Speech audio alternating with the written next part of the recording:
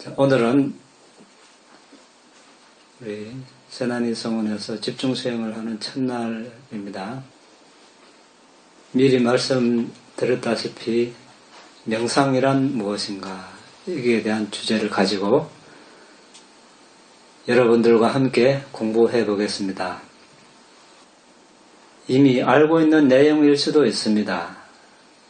그런데 우리가 이미 보고 들었다고 해서 다 아는 것은 아닙니다. 또 나중 잊어버릴 수도 있고 그것이 정말 나에게 체화가 되었는가, 법이 나에게 습득이 되었는가, 이것은 또 다른 문제입니다. 그래서 이미 알고 있는 내용이라도 다시 한번 살펴보는 의미에서 이런 주제를 처음에 정했고, 또 처음 들어보시는 분은 또 처음 듣는 대로 공부해보면 되겠습니다. 오늘 여러분 명상하러 오셨습니다. 명상은 무엇이고 왜 명상을 하러 오셨습니까? 우리가 이 문제부터 짚어봐야 앞으로 수행을 해나가면서 없던 정진력도 불러일으킬 수 있고, 또 퇴골심이 일어날 때 의기소침하지 않고 헤쳐나갈 힘이 생길 것입니다. 이 문제가 해결이 안 되면 힘들겠죠. 왜 수행을 하십니까? 왜 명상을 하시는지. 제가 대답할까요? 스스로에게 한번 물어보시고, 부처님께서는 왜 수행을 가르치셨는가? 수행의 목적은 무엇인가 알아보겠습니다. 불교 수행의 목적은 니빠나, 다 아시죠? 열반에 도달하는 것입니다. 니빠나, 열반은 정신과 물질의 소멸입니다. 자, 우리는 이 나라고 하는 이 실체, 이것이 정신 물질로 되어 있다는 것을 먼저 알아야 됩니다. 그래서 이 정신 물질을 소멸시키는 그 과정이 수행입니다. 명상입니다. 따라서 니빠나에 도달하려면 우리는 태어남, 나이듦, 병듦, 죽음을 일으키는 탐욕 없음, 성냄 없음, 미혹하지 않음에 뿌리한 유익한 의도적 형성과 탐욕, 성냄, 어리석음에 뿌리한 해로운 정신적, 의도적 형성 둘 다를 소멸시켜야 합니다. 이래 되어 있습니다. 자, 좋은 것도 나쁜 것도 다 소멸시켜야 하고 한답니다. 이해됩니까? 자, 우리가 해로운 업을 지으면 해로운 악처에 태어납니다. 사악도에. 보시를 하고 계율을 지키고 수행을 해도 역시 태어나는 것은 마찬가지입니다. 태어나는 이상 괴로움에서 벗어날 수 없기 때문에 이 둘 다를 소멸시켜야 한다는 것입니다. 그런데 아라한이 되면 아라한이 하시는 행동은 해로운 업도 아니고 선한 업도 아닙니다. 그래서 다시 태어남이 없습니다. 그때까지 우리는 수행을 해야 한다는 것입니다. 우리는 도의 지혜의 해로 그들을 완전히 소멸시킨다면 니빠나를 깨닫게 되는 것입니다. 달리 말하면 니빠나는 윤회의 괴로움으로부터 해방이고 자유이며 다시 태어남, 늙음, 질병, 그리고 죽음의 거침입니다. 우리 모두는 다시 태어남, 늙음, 질병, 그리고 죽음으로부터 괴로움을 겪게 되어 있습니다. 그래서 우리 자신들이 여러 형태의 괴로움에서 벗어나기 위해서 수행을 해야 합니다. 우리가 모든 괴로움에서 벗어나기를 원하므로 니빠나를 성취하기 위해서 어떻게 수행하는지 배워야만 합니다. 수행하는 법을 배우기 전에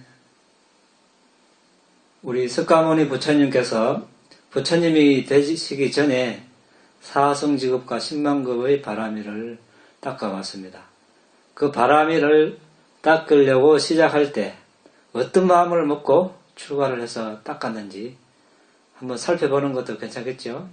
예. 어떤 마음을 이분께서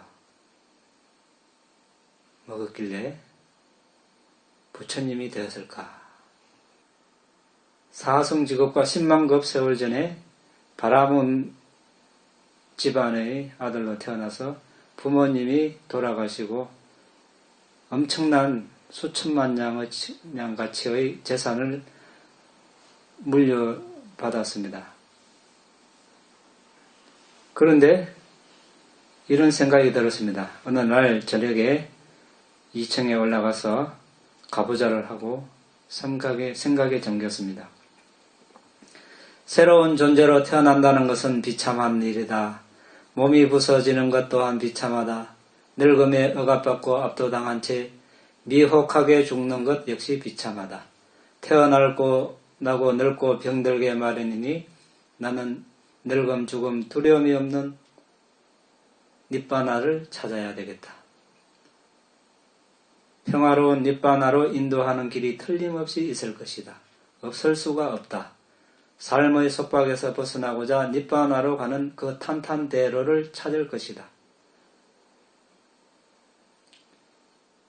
예를 들어 이 세상에 괴로움이 있으면 행복이 있듯이 마찬가지로 괴로움을 일으키는 윤회가 있으면 괴로움의 소멸인 닛바나 역시 있어야만 한다.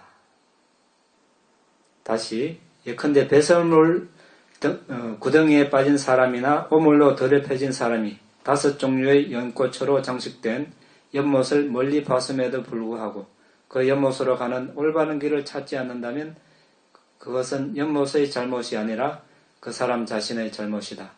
같은 식으로 정신적 번뇌를 씻어버릴 수 있는 불사의 닛바나의 큰 연못이 있는데 그 닛바나의 큰 연못을 찾지 않는다면 닛바나의 잘못이 아니다. 적에게 포위된 사람이 탈출구가 있는데도 불구하고 달아나려고 하지 않는다면 탈출구의 잘못이 아니다. 같은 식으로 정신적 번뇌의 형태의 적에게 포위된 사람이 정신적 번뇌의 적으로부터 안전한 황금의 닛바나의 도시로 가는 대로가 분명히 있는데도 달아나려고 하지 않는다면 그 큰 길의 잘못이 아니다. 병에 걸린 사람이 유능한 의사가 있는데도 치료를 하지 않는다면 의사가 비난받아서는 안 된다. 같은 식으로 정신적 번뇌의 질병으로 심하게 고통을 받는 사람이 이러한 정신적 고통을 없앨 수 있는 기술을 가진 사람이 있는데도 치료를 하고자 스승을 찾지 않는다면 그 스승이 비난받아서는 안 된다. 다시 사람들이 화장실의 볼일을 보고 다시는 뒤돌아보지 않듯이 나 역시 갖가지 벌레와 더러운 것들로 가득 찬 이 몸을 뒤로 한 채 닛바나의 도시로 갈 것이다. 더 많이 있습니다. 다 못하겠습니다. 자, 이 수메다 바라문은 당대의 지식인이고 또 많은 제자를 거는 스승이고 사회적 신분도 최상이고 또 엄청난 부를 소유한 사람입니다. 이제 이 사람이 이 모든 세속적 이런 부와 명성을 뒤로 하고 출가하려고 이런 마음을 먹었습니다. 역시 부처님이 되려고 하는 존재는 이런 생각부터 달랐던 것입니다. 일반 사람은 이런 마음을 먹겠습니까? 수많은 엄청난 재산을 물려받고 당대의 지식인이고 명성이 자자고 그걸 놓기가 쉽지 않고 누리기에 극복할 것입니다. 그런데 우리의 부처님이 되실 이 존재는 이런 마음을 먹었기 때문에 어떻게 되었습니까? 결국 십바라미를 채우고 마침내 부처님이 되었습니다. 자, 우리도 어떻게 해야 됩니까? 따라 배워야 되겠죠. 오늘 그 따라 배우는 방법을 한번 알아보도록 하겠습니다. 수행이란 무엇인가? 수행은 사마타와 윗바사나로 구성되어 있는데 둘 모두 반드시 몸과 말의 도덕적 행위에 기반을 두어야 합니다. 다른 말로 수행은 8정도의 개발과 완성입니다. 자, 팔정도 나왔습니다. 팔정도를 다른 말로 하면 뭡니까? 중도. 예? 중도. 예, 중도. 또 다른 새 말로. 개정해. 예, 맞습니다. 개정해. 예, 이 개정해에 입각해서 오늘 알아보려고 합니다. 여러분 다 들어봤죠? 들어봤지만 또 들으십시오. 예, 또 들어야 우리가 이런 법을 말하고 듣는 것도 다 공덕이고 바람일에 들어갑니다. 예, 선업의 공덕이 되니까. 그런 업력이 쌓이겠죠. 자, 팔정도는 바른 견해, 바른 사유, 바른 말, 바른 행위, 바른 생계, 바른 노력, 바른 알아차림, 바른 삼매, 즉 바른 집중입니다. 바른 견해와 바른 사유는 윗바사나 수행 통찰지 수행에 속합니다. 이것을 지혜, 개정해 할 때 지혜 수행에 들어간다고 합니다. 바른 말, 바른 행위, 바른 생계는 계율을 연마하는 수행이라고 합니다. 바른 노력, 바른 알아차림, 바른 집중은 합해서 선정수행이라고 합니다. 사마타 명상이라고도 하죠. 자, 그러면 팔정도에 대해서 간략하게 짚어보고 구체적으로 공부해 보겠습니다. 부처님께서 깨달음을 이루시고 처음으로 법문을 하신 경이 초전법문용경으로 이제 나와 있습니다. 한때 세존께서는 바라나시의 이시바다나 사슴동산에 머무셨다. 거기서 세존께서는 5 비구들에게 말씀하셨다. 비구들이여, 출가자가 따르지 말아야 할 양극단이 있다. 그 양극단이 무엇인가? 그것은 저열하고 천박하고 범속하고 고귀하지 못하고 이익을 주지 못하는 감각적 쾌락에 대한 탐닉과 괴롭고 고귀하지 못하고 이익을 주지 못하는 자기 학대에 몰두하는 것이다. 비구들이여, 이러한 양극단으로 기울이지 않고 열에는 안목을 생기게 하는, 지혜를 생기게 하는 평화로움으로 이끄는, 곧바로 아는 지혜로 이끄는, 바른 깨달음으로 이끄는 니빠나, 즉 열반으로 이끄는 중도를 깨달았다. 그러면 비구들이여, 어떤 것이 열애가 깨달았으며 안목을 생기게 하고 지혜를 생기게 하고 평화로움과 곧바로 아는 지혜와 바른 깨달음과 니빠나로 이끄는 중도인가? 그것은 팔정성도인데 바른 견해, 바른 사유, 바른 말, 바른 행위, 바른 생계, 바른 정진, 바른 알아차림, 바른 삼매가 그것이다. 그 다음 대열반경에 부처님 파리니빠나 마지막 열반에 드시기 전에 찾아온 수바타 수행자에게 하신 말씀입니다. 수바타여, 어떤 법과 율에서든 8가지 구성 요소를 가진 성스러운 도가 없으면 거기에는 사문이 없다. 거기에는 2번째 사문도 없다. 거기에는 3번째 사문도 없다. 거기에는 4번째 사문도 없다. 그러나 수바타여, 어떤 법과 율에서든 8가지 구성 요소를 가진 성스러운 도가 있으면 거기에는 사문이 있다. 거기에는 2번째 사문도 있다. 거기에는 3번째 사문도 있다. 거기에는 4번째 사문도 있다. 수바타여, 이 법과 율에서는 8가지 구성 요소를 가진 성스러운 도가 있다. 수바타여, 그러므로 오직 여기에만 사문이 있다. 여기에만 2번째 사문이 있다. 여기에만 3번째 사문이 있다. 여기에만 4번째 사문이 있다. 다른 교파에서는 사문이 없다. 그러나 이 비구들이 바르게 머문다면 세상에는 아라한이 텅 비지 않을 것이다. 첫 번째 사문은 수다원이죠. 다 아십니까? 수다원. 성인의 경지에 흐름에 든 사람. 예루자, 그 다음에 사다함, 아나함, 아라함. 이렇게 4사문이 있죠. 예, 팔정도를 닦아야 우리가 아라한이 될 수 있다고 하셨습니다. 그래서 여러분들이 지금까지 어떤 수행을 해왔는지 모릅니다. 또 앞으로 어떤 수행을 만날지도 모릅니다. 모르겠습니다, 제가. 그런데 그 수행이 바른 수행인가, 바른 수행이 아닌가 알려면 그 수행이 팔정도를 수행하고 있는가, 이것을 여러분들이 먼저 짚어보면 알 수 있을 것입니다. 그러면 바른 견해와 바른 사유에 대해서 알아보겠습니다. 바른 견해는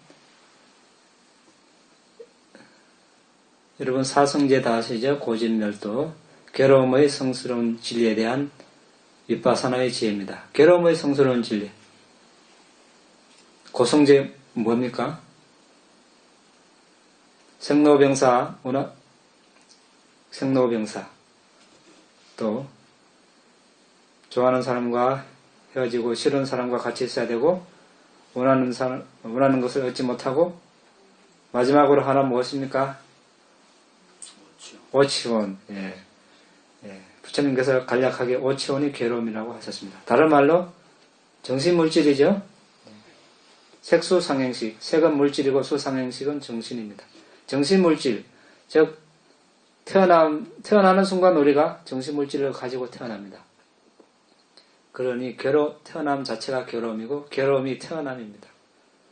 여기에 대한 이것이 궁극적 정신물질이 무상고 무하다라고 바로 아는 것, 이해하는 것, 이것이 바른 견해입니다. 그 다음에 집성견은 이제 현재의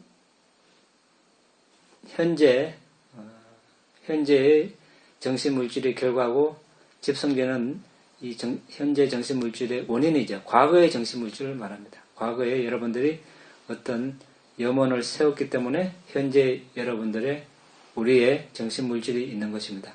그것이 원인이고 현재 정신물질이 결과다. 이런 인과관계를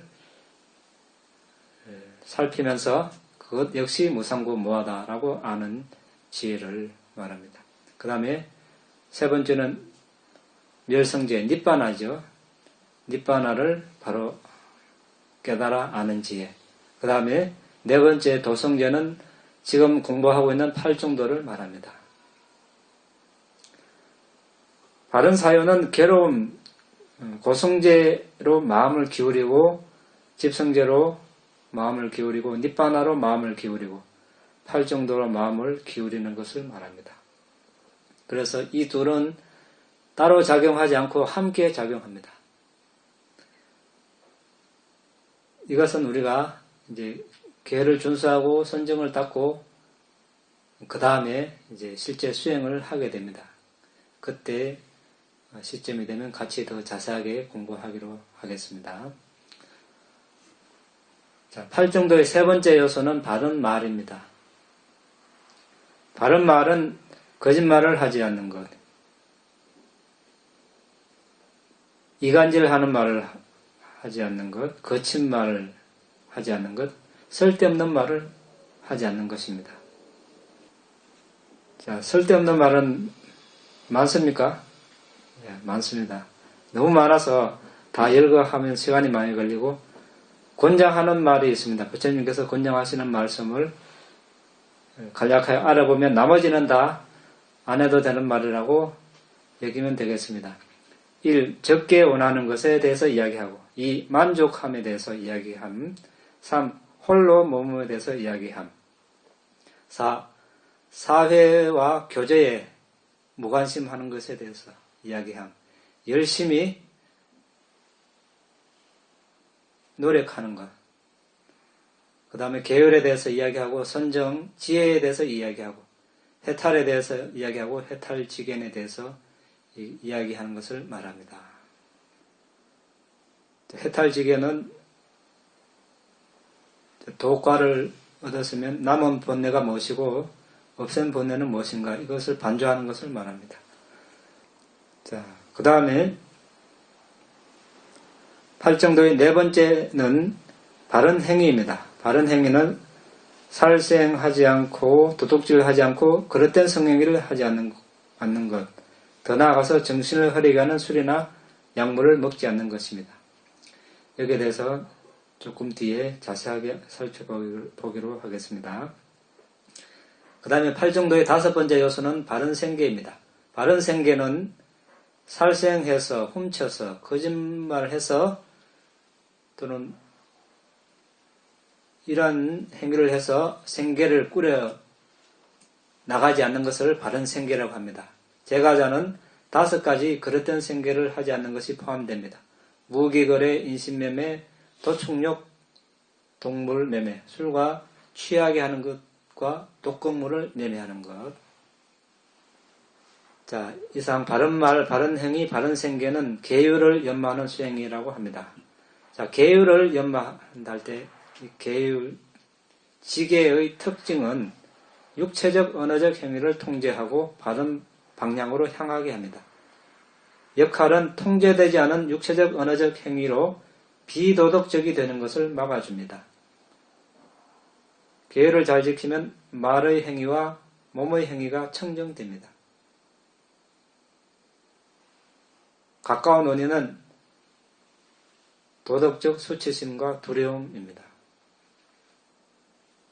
그래서 우리가 계율을 잘 준수하면 기쁨이 일어나고 즐거움이 있고 만족감, 그로 인해서는 몸과 마음의 고요, 행복, 집중력을 개발할 수 있고 법을 있는 그대로 보는 지혜가 생기고 윤회의 고통과 불행을 싫어하게 되고 강한 통찰지가 생기고 닛바나를 성취하게 되는 기초가 되는 것입니다.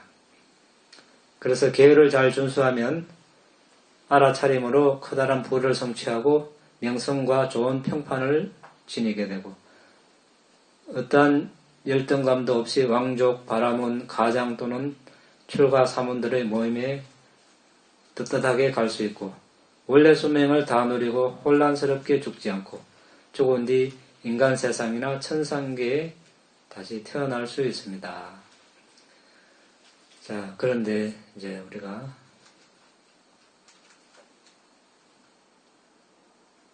부처님 가르침의 체계가 개정해입니다. 우리는 그래서 대부분 수행부터 먼저 하려고 다들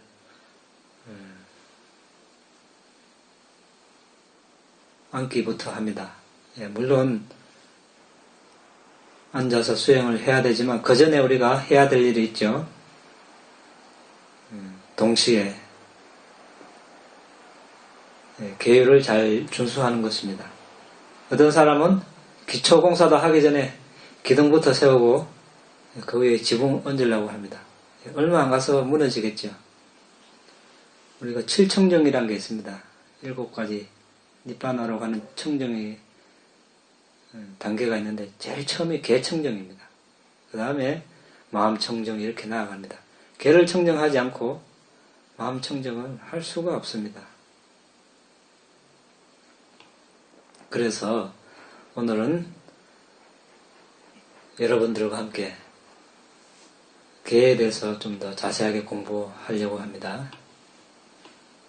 첫 번째, 아까 오전에 우리가 계를 다 받았죠. 살아있는 생명을 죽이지 않는 계를 지키겠습니다. 살생이 뭡니까?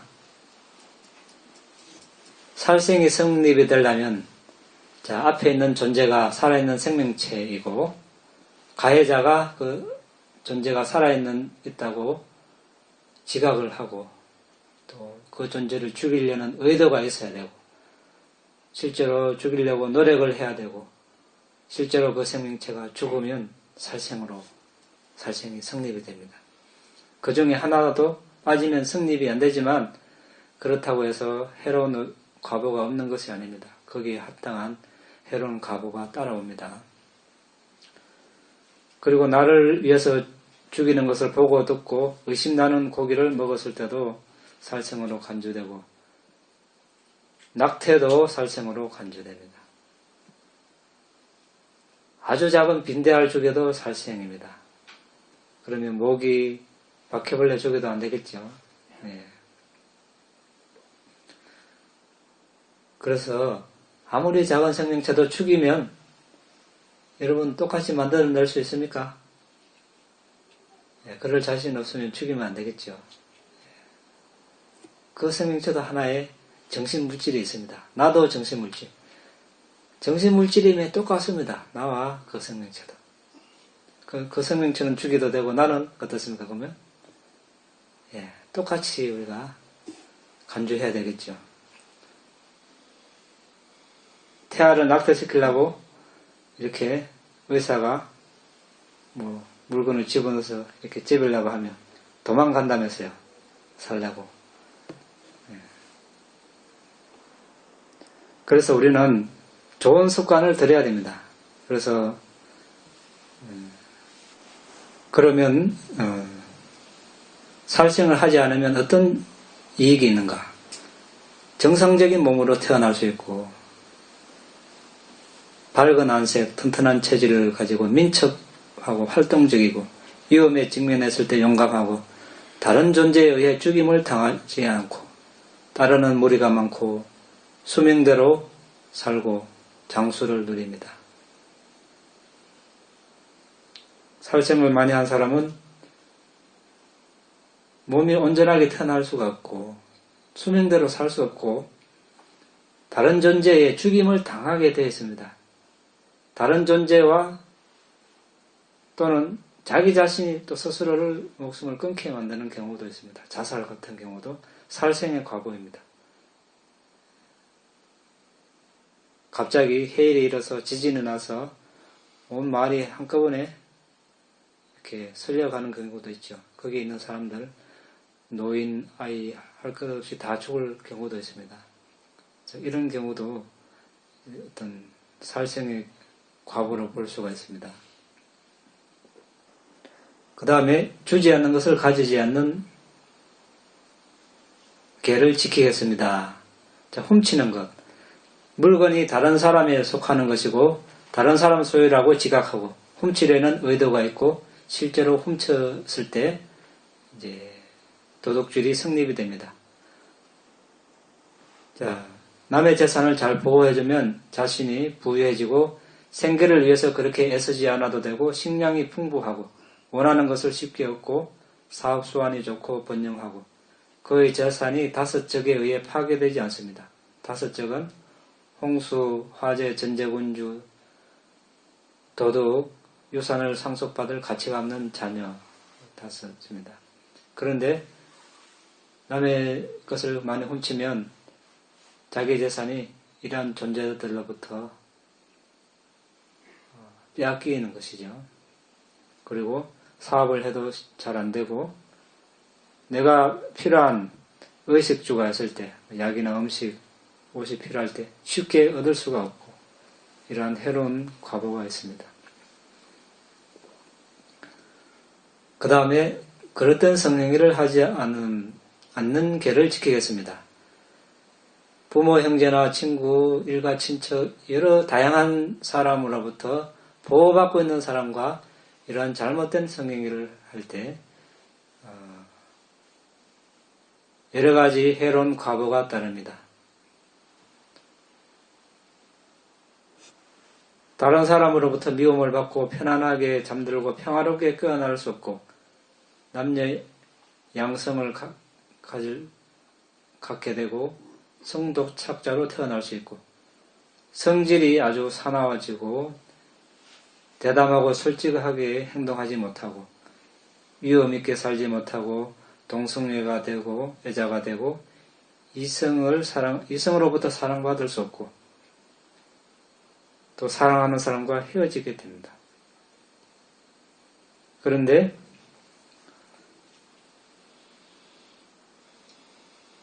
그 반대로 하게 되면 많은 사람으로부터 사랑을 받겠죠. 행복하게 잠들고 깨어나고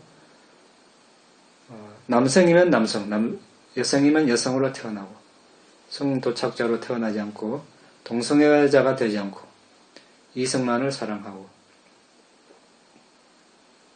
또 사랑하는 사람과 헤어지지 않고 오래 행복하게 살 수 있고 자, 그 다음에 거짓말을 하지 않는 계를 지키겠습니다. 거짓말은 내용이 사실이 아니고 잘못 전달하려는 의도가 있을 때 또 실제로 잘못 전달하려고 노력하고 상대방이 사실이 아닌 말을 받아들였을 때 성립이 됩니다. 선의의 거짓말도 거짓말에 포함이 됩니다. 사실인 말만 하면 분명한 발음, 고른 치아, 입안에 악취가 나지 않고 체격이 고르고 시력과 청력이 좋고 좋은 용모, 밝은 안색, 하는 말이 효과를 발휘하고 영향력이 있고 마음이 들뜨지 않고 고요합니다. 거짓말을 하게 되면 하는 말이 효과가 없고 영향력이 없고 남이 잘 믿어주지 않고 시력, 청력이 좋지 않고 치아가 고르지 않는 등 여러 가지 해로운 과보가 있습니다. 상황이 애매모호할 때는 그냥 거짓말 하기보다 입 다물고 있는 게 좋겠죠. 네, 그게 좋습니다. 그 다음에 술이나 정신을 흐리게 하는 약을 먹지 않겠습니다.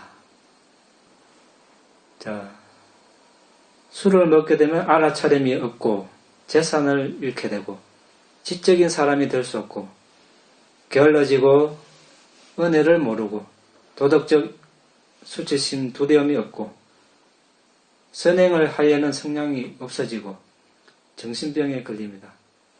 맞습니까? 네, 술 문제가 아마 제일 큰 것 같습니다. 어디 가나.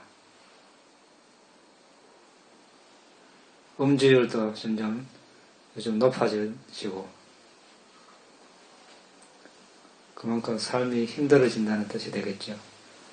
그런데 술에 자꾸 의지하면 어떻습니까? 한 잔, 두 잔, 넉 잔, 8잔, 10잔, 20잔 이렇게 됩니다. 자, 해로운 과부가 정신병에 걸린다고 했습니다. 다음 생에. 술 취하면 온전한 정신을 유지할 수가 없습니다. 한 잔도 먹으면 해당이 됩니다. 한 모금도. 어떤 사람은 이렇게 이야기하면 사회 모임에 가면 다들 마시는데 혼자만 안 마실 수 있나 이렇게 이야기합니다. 여러분 그런 권유를 잘 받습니까? 예. 쉽게 잘 물려쳐집니까? 잘 안 될 수도 있겠죠. 같이 어울리자면 한 잔 마셔줘야 되고 이렇게 하는데 근데 그 사람이 내 인생을 대신해 줄 수도 없고 술을 마시게 되면 어떻습니까? 우리가 50, 60, 70, 100년 살 수도 있고 그 순간 그 시점 취하게 되면 그게 깨려면 하루 이렇게 갈 거 아닙니까? 반나절이 됐다. 그 반나절은 어떻습니까? 예, 정말로 인간으로 태어나서 별 가치 없는 그런 시점이 되어버립니다. 정말 맞습니까? 예, 우리가 정말 정신이 흐리게 되고 길 가다가 비틀비틀거리고 술을 많이 마시니까 살생도 쉽게 하고 그렇죠? 얼마나 살생 많이 합니까? 술 마시고 마약 먹고 또 쉽게 도둑질도 하고 잘못된 성행에도 술 마약 먹고 많이 저지르고 그리고 그러니 다른 가정도 파괴를 하고 서로 또 이렇게 사이가 나빠지고 거짓말도 하게 되고 과장해서 이야기하고 만악의 근원입니다. 그래서 또 몸도 베리고 몸도 건강도 나빠지고 자신의 재산도 축나고 정말 이익이 되지 않습니다. 우리가 이 사실을 몰랐을 때는 마실 수도 있겠죠. 그런데 이 사실을 알고 나서 당장 끊어야 되겠죠. 마시면 안 됩니다. 그래야 좋은 습관이 들 수 있습니다. 술 마시는 사람 보고 오히려 마시지 않도록 인도를 할 수 있어야 되겠죠. 처음에는 아마 가까운 친구끼리 술도 안 마신다고 아마 이렇게 따돌림을 받을 수도 있고 이렇게 잘 어울리지 않을 수도 못할 수도 있습니다. 그런데 우리가 멀리 보면 그 사람이 나와 언젠가 항상 같이 있을 수도 없는 것이고 언젠가 나를 떠날 것이고 그렇지만 술을 마신 그 과보를 나는 그대로 받을 것이고 그래서 그 사람이 권하더라도 마시지 않고 또 계율을 잘 지키고 하면 그것을 그 사람이 당장에는 잘 못 받아들일지라도 아마 세월이 지나면 몇 달, 몇 년 지나면 아마 그 사람으로부터 아마 좋은 모습을 볼 수가 있을 것입니다.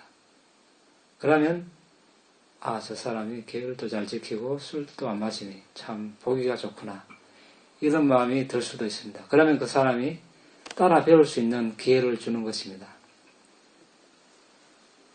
그렇게 되면 그 사람을 여러분들은 이제 정말 위험에서 건져주는 것이 되겠죠. 그냥 말로서 술 마시지 마라 이렇게 듣겠습니까? 안 듣습니다. 그냥 정말로 마시지 않고 계율을 잘 지키면 그런 이익이 있는 것이 있다는 그것을 몸으로 보여주면 다른 사람들도 아마 따라 할 겁니다.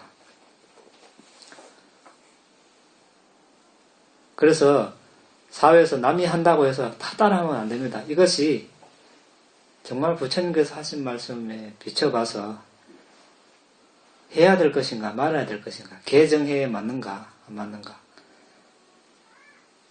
그 사람이 그 바른 법을 이야기하면 따라 배우고 바른 법을 이야기하지 않으면 따라하지 않는 그런 삶을 사는 것이 아주 중요합니다. 왜 그렇습니까? 부처님의 가르침은 세상의 흐름을 어떻습니까? 거슬러 가는 것이. 세상과 거꾸로 갑니다. 다 하지 마라 그럽니다. 그래서 이제 지금까지 계율에 대해서 이야기했습니다. 첫 번째, 두 번째, 세 번째는 또 물어봐야 되겠네요. 하루에 몇 가지 행위합니까? 큰 범주로 나누면. 이제 아시네. 세 가지. 뭡니까? 몸으로, 말로, 마음, 정신적으로 하는 행위. 첫 번째, 두 번째, 세 번째 계율은 어디에 속합니까?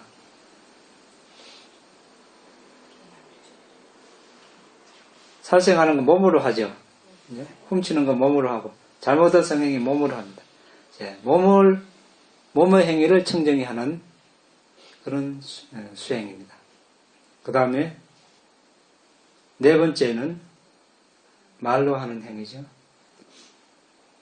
그 다음에 다섯 번째는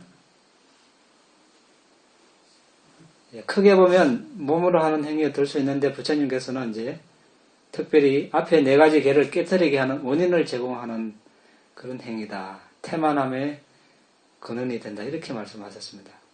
그 이유는 말씀드렸죠.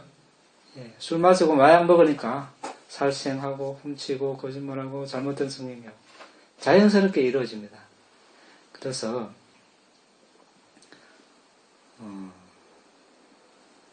이제 우리가 7청정 중에서 계청정을 이뤘습니다. 이제 계를 받고 계를 준수하니까 첫 번째가 계청정입니다. 그 다음에 마음청정이죠. 마음청정인데 여러분들이 이제 계를 준수를 잘 합니다. 잘 준수하면 이제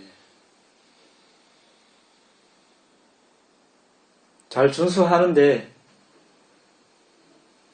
여름에 목이 이렇게 물면 어떻습니까? 여기 잡습니까? 네?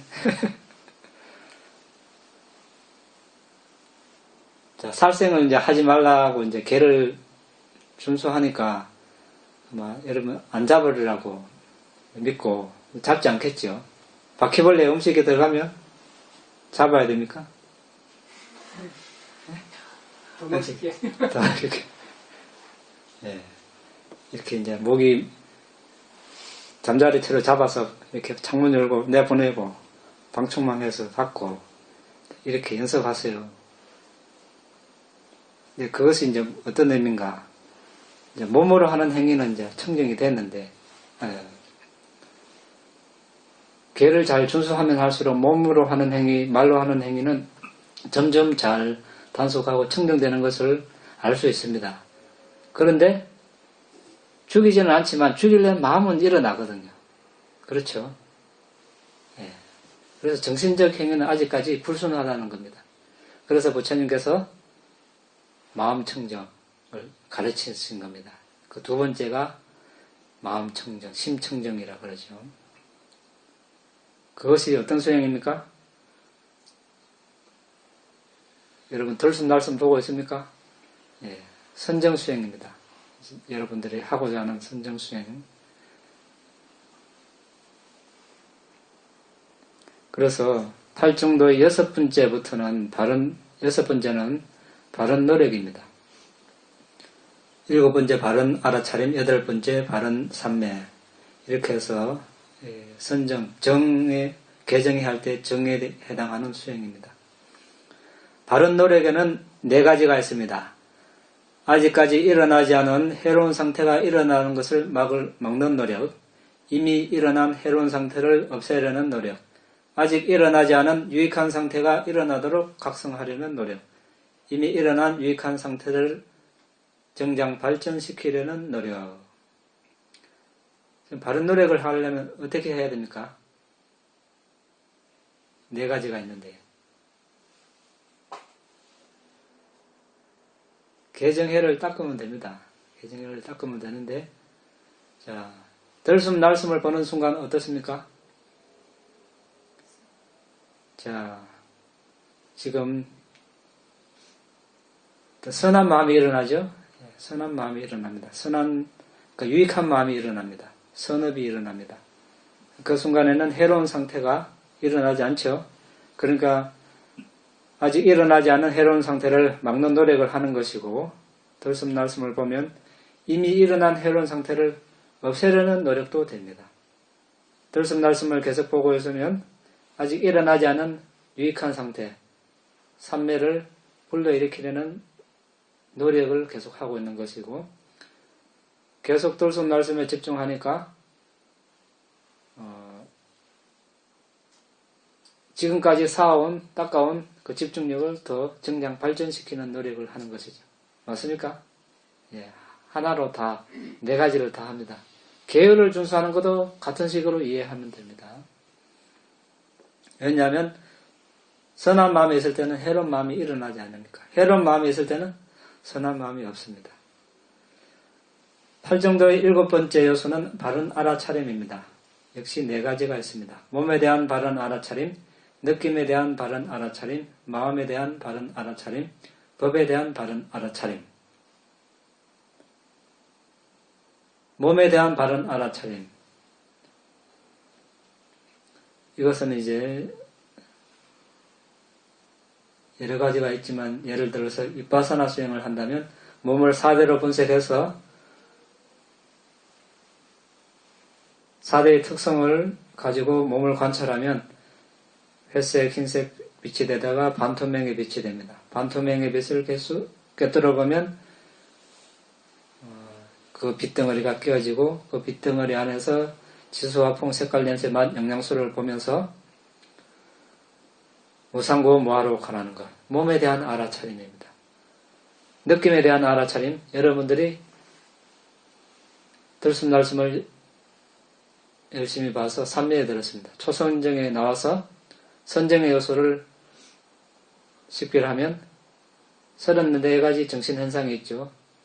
대상을 아는 마음, 그리고 접촉, 느낌, 지각, 의도 33가지 마음보수가 같이 일어납니다. 여기에 느낌이 있습니다. 느낌을 필두로, 느낌을 강조해서 보면 수념처, 외다나바사나, 느낌에 대한 알아차림입니다. 역시 34가지 정신현상 중에 마음이 있습니다. 마음을 필두로 마음을 강조해서 보면 심념처입니다. 법에 대한 알아차림. 거기에 접촉이 있습니다. 접촉을 필두로 접촉을 강조해서 무상고무화를 식별하면, 관찰하면 법념처입니다. 왜냐하면 접촉으로 인해서 모든 법이 전개되기 때문에 그렇고, 또 법은 여기서 느낌을 제외한 51가지 마음보수, 오온, 12가지 안팎의 감각 토대, 18가지 요소, 7각지 8정도도 포함이 됩니다. 나중에 수행의 진도를 나감에 따라 이런 것도 다 공부하고 수행을 하게 됩니다. 그때 자세하게 하기로 하고, 오늘은 여기 다음으로 넘어갑니다. 8정도의 8번째 요소는 바른 삼매, 바른 집중입니다. 바른 집중은 초선정, 이선정, 삼선정, 사선정입니다. 이 네 가지는 마사티파타나 수타 대냄체경에 따른 바른 집중입니다. 청정도론에서는 무색계 사선정과 근접삼매까지 포함하고 있습니다. 어떤 사람은 대단한 바람이를 축적으로 간략하거나 자세한 법을 듣는 것만으로도 니빠나를 성취할 수 있습니다. 하지만 대부분의 사람들은 그러한 바라밀이 없어서 8정도를 단계적으로 닦아야 합니다. 그들은 가르침을 받아야 깨달을 수 있는 사람이라고 부릅니다. 네야부갈라라고 합니다. 개청정을 이룬 후 그들은 선정을 연마해야 하고, 선정을 통해서 심청정을 이루고 지혜를 연마해야 합니다. 참고로 4가지 부류의 수행자가 있습니다. 첫 번째 우까디 따누 부갈라, 짧은 개성으로 깨달을 수 있는 사람들입니다. 사리푸타 존자나 모칼라나 존자 같은 경우죠. 아십니까? 네. 사국에 4줄로 된 개성이 끝나면 또 끝나기 전에 깨달을 수 있는 바라미를 지닌 분들입니다. 두 번째 위빠치 따누 부갈라, 초전 법륜경 같은 긴 경이 설해진 후에 깨달을 수 있는 사람, 곤단나 존자 같은 분이죠. 이런 두 부류의 사람들은 요즘 세상에는 없고 부처님 당시에만 존재했습니다. 그래서 요즘 사람들은 네야부갈라,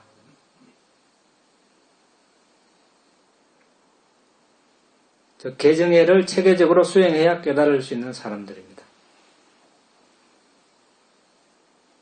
네 번째는 빠다바라마 부갈라, 이번 생에는 깨달을 수 없고 이번 생에 공부한 교학과 수행이 다음 생에 깨달음을 이루는데 이바지하게 됩니다. 그래서 우리는 어떻게 해야 됩니까? 개정해 차례대로 수행을 해야 되겠죠. 8정도의 세 번째, 네 번째, 다섯 번째 개를 준수해야 되고, 그 다음에 어떻게 됩니까? 바른 산마를 닦아야 되죠. 이거 없이 바른 그 지혜를 닦을 수가 없습니다. 더불어서 경전에서 말씀하신 삼매의 중요성에 대해서 또 짚어보겠습니다. 디가 니까야 길게 설하신 경, 마지막 니까야 중간 길이로 설하신 경에 비구들이여 그러면 바른 삼매란 무엇인가? 여기 비구는 감각적 욕망을 완전히 버리고 해로운 법들을 초월하여 일으킨 생각과 지속적 고찰이 있고 떨쳐버렸음에서 생겼고 희열과 행복이 있는 초선에 들어 머문다. 희열과 행복이 있는 이선정에 머문다. 행복이 있는 삼선정에 머문다. 즐겁지도 괴롭지도 않는 평정과 알아차림이 청정한 사선정에 머문다.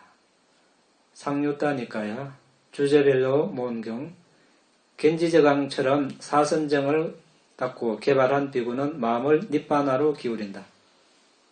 상류따니까야 까사빠여 다섯 가지 유해한 것이 정법을 혼탁하게 하고 사라지게 한다. 무엇이 다섯인가? 빅구, 빅구니, 청신사, 청신녀들이 서성, 법, 상가, 학습 계목, 삼매를 존중하지 않고 순종하지 않으며 머문다. 이러한 다섯 가지 유해한 현상이 나타나면 정법을 혼란하게 하고 사라지게 한다. 상류다니까야. 그러면 빅구들이여 조건 지어지지 않은 법으로 인도하는 길은 무엇인가? 사마타와 위파사나이다. 이것을 일컬어 조건 지어지지 않는 법으로 인도하는 길이라 한다. 사마타는 선정수행, 위파사나는 지혜수행입니다. 상류다니까야. 빅구들이여 삼매를 닦아라. 삼매에 든 빅구는 법을 있는 그대로 알고 본다. 맞지마니까야. 사리부타야. 빅구는 다음과 같이 숙고해야 한다.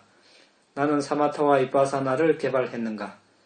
빅구가 반조하여 나는 사마타와 위파사나를 개발하지 않았다라고 알면 그는 사마타와 위파사나를 개발하도록 노력해야 한다. 사리부타여. 빅구가 반조하여 나는 사마타와 위파사나를 개발했다고 안다면 그 빅구는 기쁘게 행복하게 밤낮으로 유익한 법들을 닦으며 머물 수 있다. 맞지마니까야. 빅구들이여 빅구가 내가 모든 번뇌가 다하여 아무 번뇌 없는 마음의 해탈과 지혜를 통한 해탈을 지금 여기에서 스스로 곧바로 아는 지혜를 실현하고 갖추어 머물기를 하고 원한다면 그는 기회를 갖추고 안으로 사마타에 전념하여 선정을 등한시하지 않고 통찰지를 갖추어 빈집에 머물러야 한다. 안구따라니까야. 숫자별로 모은경. 삼매를 완성하지 않고 지혜를 완성한다는 것은 불가능하다. 안구따라니까야.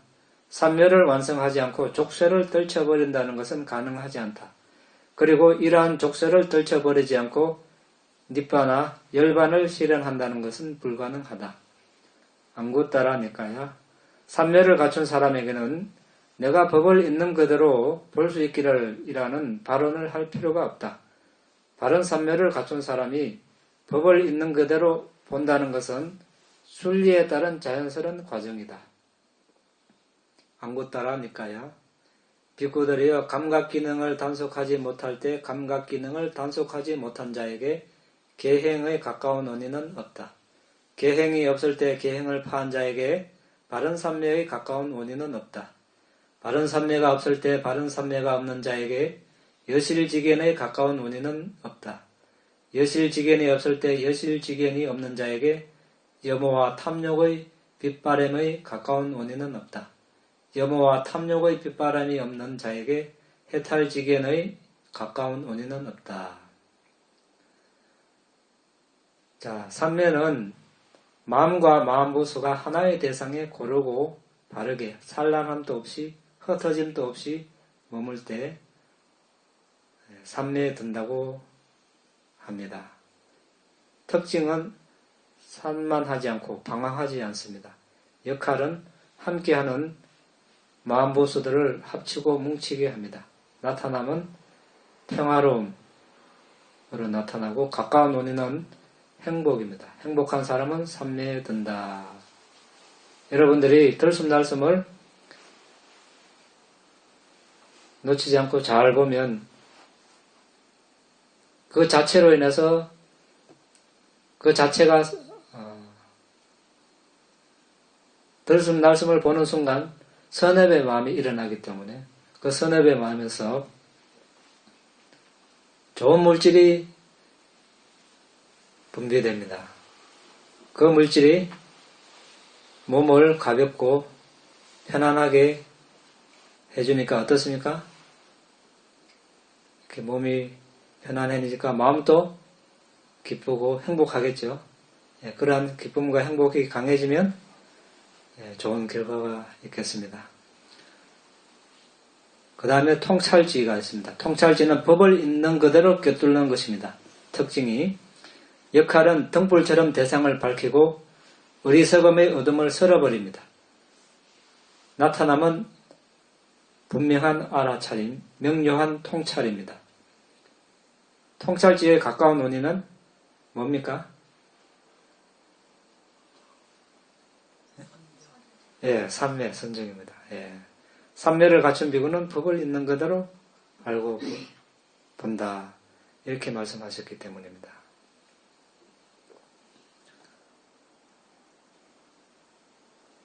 자, 이제 우리가 삼매를 닦을, 선정을 닦을 충분한 원인을 알았습니까?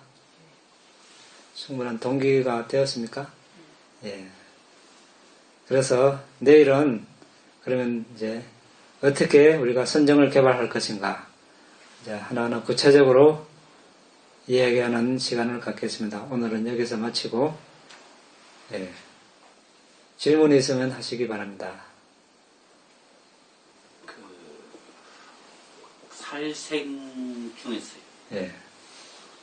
자의경에 보면은 보이거나 안 보이거나 이 내용이 안 나옵니까? 그죠?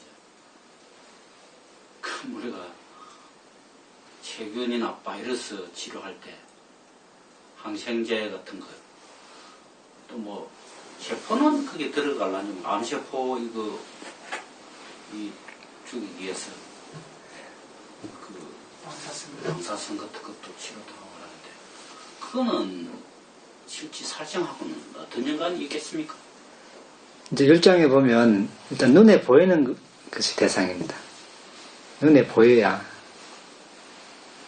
그러니까 미생물 이런 것은 포함이 안 된다고 되어 있고 여기서 보이거나 안 보이거나 이제 내 육안으로 안 보이는 그런 존재까지 이제 이해를 하시면 되죠. 근데 안 보이거나 그 자기나 보이거나 안 보이거나 할 때 안 네. 보이거나에는 네. 그 육안으로 안 보이는 거는 이제 그 뭐 세균이나 뭐 이런 거 바이러스 종류 안 되겠습니까? 거기에도 자해를 보내라 이래 해놨거든요. 그게 보이거나 안 보이거나. 예.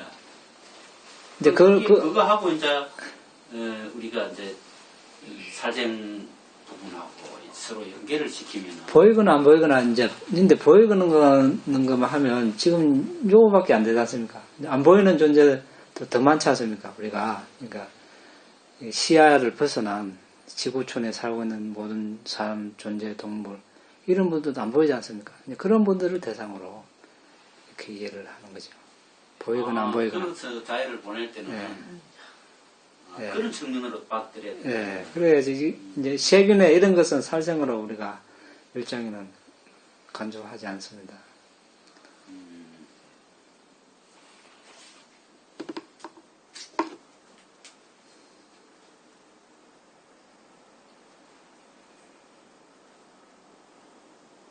그러니까 뭐 보이지 않는 영적인 존재도 있지 않습니까?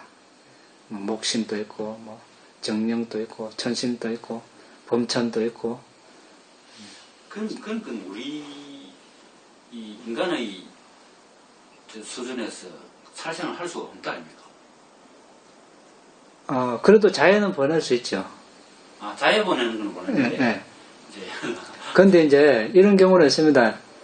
우리 어떤 이제 인형 같은 거 세워놓고 칼로 내리치면 거기에 붙어 있는 영적인 존재가 죽을 수도 있거든요. 그런 것도 사례도 있습니다. 팔이 날아가고 목이 떨어지고. 그게 팔개에 네. 윗갈락 보잖아 하고 그게 그 정신을 흐르게 하는 술이나 마약을 먹지 말아야 돼. 그게 술을 완전히 그만하는 거로 되어 있습니까? 절제하는 거로 되어 있습니까? 이제 우리 비구 1장에 보면 한 모금 마셔도 마신 것이다. 계자신만큼 하는 것도 행위에 한 방울 더 먹지 말라고. 드시고 싶었어요. 저희들이 이제 제사 지내면 이제 네. 목도 하고 이러잖아요. 네. 그런데 이제 이 남자들 제가 살면서 참 술 이게 8개 중에서 네. 5개 중에서도 마찬가지지만 가장 어려운 개가 남자들은 술이래. 직장에서 아까 저 반대께서 말씀하셨는데 술 뭐 같이 올리고 100번 안 먹고 나면 다음에는 이제 뭐 안 주는 걸로 해야 되는데 요즘은 술 안 먹으면 왕따 대비입니다, 완전. 좋지, 잘 됐죠. 이게, 그럼 내가 직장에 잘리는데요. 이제 그런 의미가 아니라, 이제 뭐, 이제 그거는 고려해봐야 되겠지만, 이제, 여기 우리가 바른 말, 권장하는 말, 사회 교제와 물리하라, 이제 이런 말도 있거든요. 우리가 근데 이제, 직장에 있으면 이제 다른 문제죠. 이제 생계를 유지해야 되고, 그것조차 하지 말라는 이야기는 아니고, 그렇지만, 술 안 먹는다고 정말 잘립니까? 잘립니다. 안 잘립니까? 그러면 안 먹고 할 수 있고, 정 잘리면, 다른 거 찾아. 왜냐면은 우리가 긴 삶을 이번 생만 보지 말고, 다음 생도 길게 봐야 됩니다. 현재 우리가 어떤 행위든 신구유로 하는 행위를 하고 나면 행위는 사라지지만 업력이 남습니다.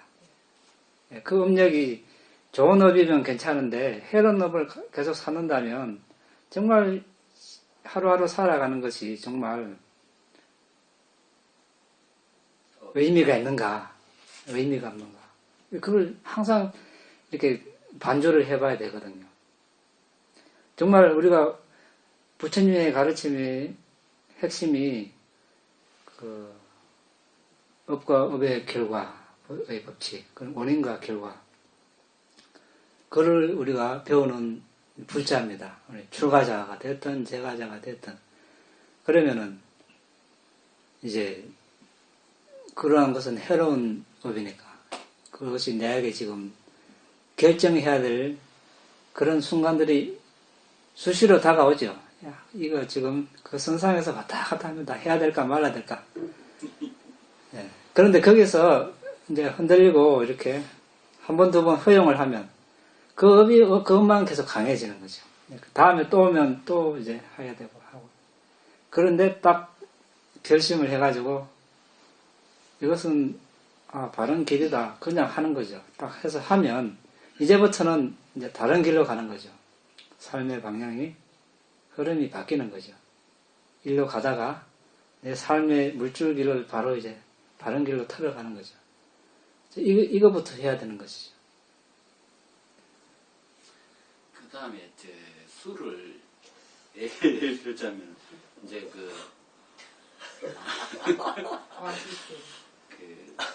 가시 오가피라든지 오가피 열매를 가지고 건강. 그러면은 이제 그거는 물론 과일로 만든 술이지만은 약으로 해가지고 오가피로 갖고 한 거는 이 간절 같은 데 좋거든요. 약으로 먹는 그것도 어떻겠습니까? 다른 방법으로 네, 그런 질문도 많이 하는데 그것도 술은 술입니다. 그래서 네, 여기서 술뿐만 아니라 다른 어떤 발효식해서 알코올 성분이 있는 것도 금하게 돼 있고, 그래서 우리가 다른 약, 몸을 잘 다스리고 이게 오장육부를 잘 다스려지면 무력도 좋아지고요. 네, 어깨도 목도 좋아지고 혈액순환도 좋아지고 몸도 건강해집니다. 다른 방법으로 찾아도 아마 많이 있을 것입니다.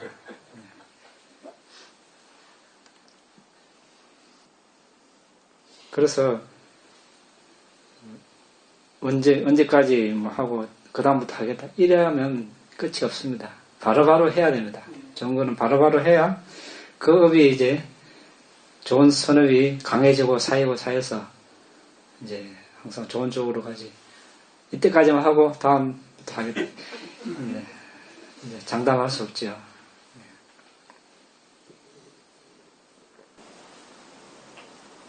네, 질문 없습니까? 없으면 공덕을 나누도록 하겠습니다. 따라 하십시오. 빨리 부처님 언어로 먼저 하고 한글로 하겠습니다.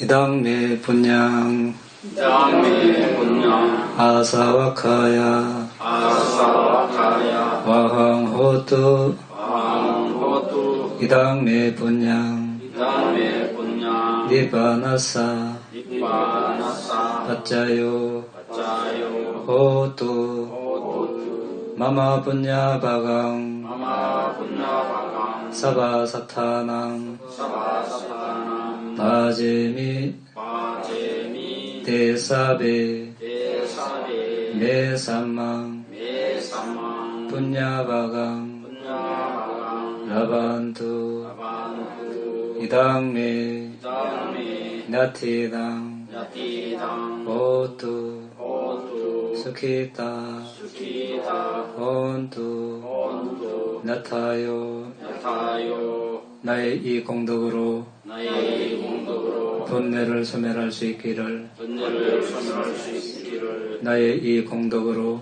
나의 공덕으로 니파나를 성취할 수 있기를 이방을 성취할 수 있기를 오늘 해가 행한 공덕을 오늘 내가 행한 공덕을 모든 존재들과 함께 모든 존재들과 함께 나눕니다. 합니다. 모든 존재들도 모든 존재들도 나와 똑같이 이 공덕을 나와 똑같이 이 공덕을 나눠 가질 수 있기를 나눠줄 수 있기를 기원합니다. 기원합니다. 나의 이 공덕을 나의 공덕을 돌아가신 부모 형제 돌아가신 부모 형제 친지 친구들과 함께 친지 친구들과 함께 나눕니다. 합니다. 돌아가신 부모 형제 돌아가신 부모 형제 친지 친구들이 친지 친구들이 행복하시기를 행복하시기를 기원합니다. 기원합니다. 사 사두 사두 사두